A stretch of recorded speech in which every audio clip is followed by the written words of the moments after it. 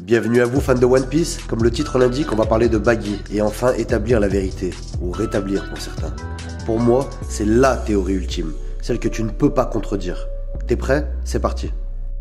Dans cette théorie qui fait beaucoup polémique, on va revoir toutes les preuves qui démontrent que Buggy est un protagoniste surpuissant, mes amis. On va ensuite revenir sur sa première apparition dans l'aventure et son comportement étrange vis-à-vis de Luffy et ses premiers Nakama, en l'occurrence Zoro et Nami. On terminera en spéculant sur son véritable rôle dans l'histoire, parce que oui, Buggy, il a un rôle, il a une fonction, il n'est pas là au hasard, Buggy. Tout d'abord, on va rapidement reprendre tous les indices connus qui nous montrent que Buggy n'est pas un troll d'Oda ou un Mr Satan dans Dragon Ball, comme certains le laissent entendre. C'est mal connaître l'œuvre et le génie de son créateur. Déjà, il était dans l'équipage de Goldie Roger, rien que ça.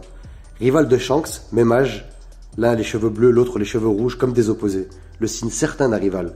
Comment être le rival de quelqu'un si on ne lui arrive pas à l'achever?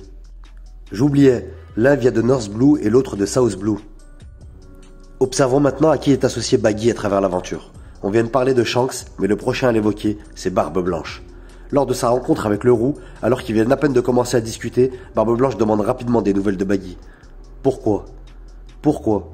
S'il est si insignifiant, pourquoi demander des nouvelles de Buggy? Idem sur Marineford où Barbe Blanche reconnaît tout de suite Buggy. Il lui demande même s'il vient ici pour le tuer. Le prochain à évoquer Buggy, c'est Rayleigh. Lors des révélations de celui-ci sur Shabondi, il n'oublie pas de parler de Buggy. Encore une fois, pourquoi? Récemment, lors du passé d'Oden, c'est Buggy en premier qui lui propose son aide. À chaque passé de Buggy, on le voit toujours, je dis bien toujours, vouloir aller se battre en premier. Il était chaud le Buggy. Tout le contraire de maintenant, étonnamment. Résumons alors l'entourage de Buggy dans le monde de One Piece. Goldie Roger, Rayleigh, Barbe Blanche, Shanks, Ace que j'ai oublié d'évoquer, Luffy et Oden. Les plus puissants gravitent autour de Buggy. Alors, toujours pas convaincu? Lors de l'arrivée à Marineford sur le bateau volé Impel Down, la marine appelle et Luffy décroche. De qui la marine va-t-elle parler? De Buggy bien sûr. Je cite.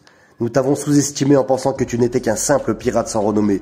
Nous n'imaginions pas que tu étais un ancien membre de l'équipage de Goldie Roger. Nous avons aussi appris que tu es comme un frère pour Shanks, l'un des 4 empereurs. Je suis impressionné qu'un homme tel que toi soit resté dans l'ombre sans faire de vagues. Tu es resté très discret. Fin de citation. On peut donc penser que Buggy, après la mort de Goldie Roger, a fait en sorte de passer pour mort afin de rester discret. Ce que confirmera Barbe Blanche lors de discussion sur Marineford. La marine l'intronisera Shichibukai après cela. Enfin, on arrive à la confrontation avec Mihawk, celle que tout le monde connaît. Le moment où il se fait découper en lamelles. On sait tous que le Kokuto de Mihawk est imprégné de Haki, comme son nom l'indique. Lorsqu'il le découpe, le Barabara no Mi n'aurait pas dû avoir d'effet. Pourtant, il n'a eu aucun mal à se recomposer. Buggy s'est-il défragmenté avant les coups de sabre de Mihawk? A-t-on vu un aperçu de l'éveil de son fruit? Là encore, une preuve supplémentaire de sa puissance.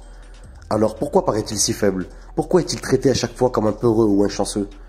Toutes les situations où il apparaît sont traitées de façon burlesque. J'ai failli arrêter One Piece à cause de Buggy. Le manga commençait bien et je trouvais qu'il faisait tâche. On n'était plus dans le sérieux et j'avais pas aimé.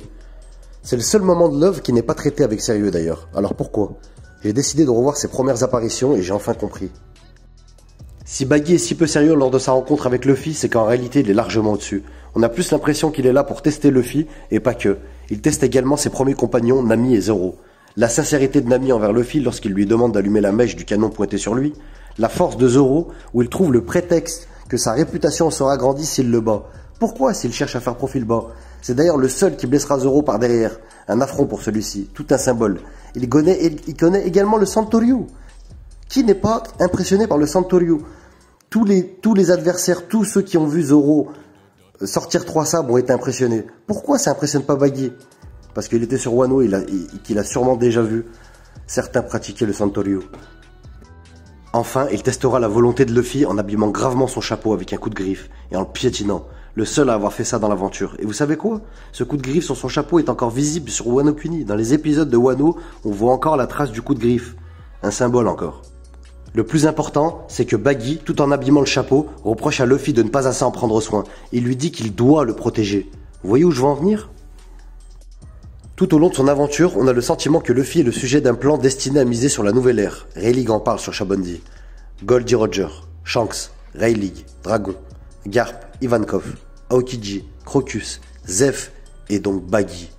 Luffy et ses compagnons sont clairement aidés par ses protagonistes, tous surpuissants, et Buggy en fait partie. C'est lui qui protège Luffy sur Marineford et hésite même à le confier à Trafalgar Law qui pour lui n'est pas de confiance.